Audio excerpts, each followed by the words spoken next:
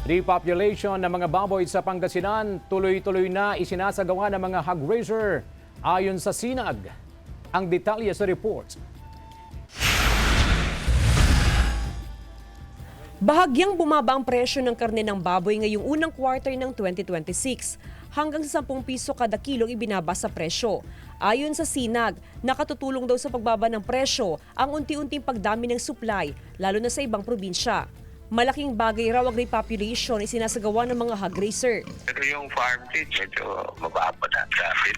Sa monitoring namin, nasa 165 to 170 ang price natin dito sa ating lalawigan. Sa monitoring ng Sinag, nagpapatuloy ang repopulation ng baboy sa Pangasinan. Yun nga lang, hindi pa 100% na bumabalik sa pag-aalaga ng baboy ang mga hog raiser.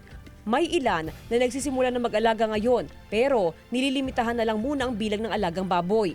Gaya ng ilang hog raiser sa Kalasyaw, Pangasinan. 2 baboy na lang muna ang inaalagaan ngayon ni Anthony. Bukod kasi sa pabago-bagong panahon, nangangamba pa rin sila sa muling pagkakasakit ng mga alagang baboy. Okay na yung ganyan kasi pagka konti lang. Kasi uso nga yung mga sakit, mahirap pagka... Mahirap pagka ng sakit para Masakit. masakit. Oo, kaya tama na muna yung konti-konti. Tama na yung konti. Sa monitoring ng Sinag, wala pa namang napapaulat na tinamaan ng ASF ng mga alagang baboy sa Pangasinan. Kasama si Henry Dominsil, Jasmine Gabriel Galban, One North Central Luzon.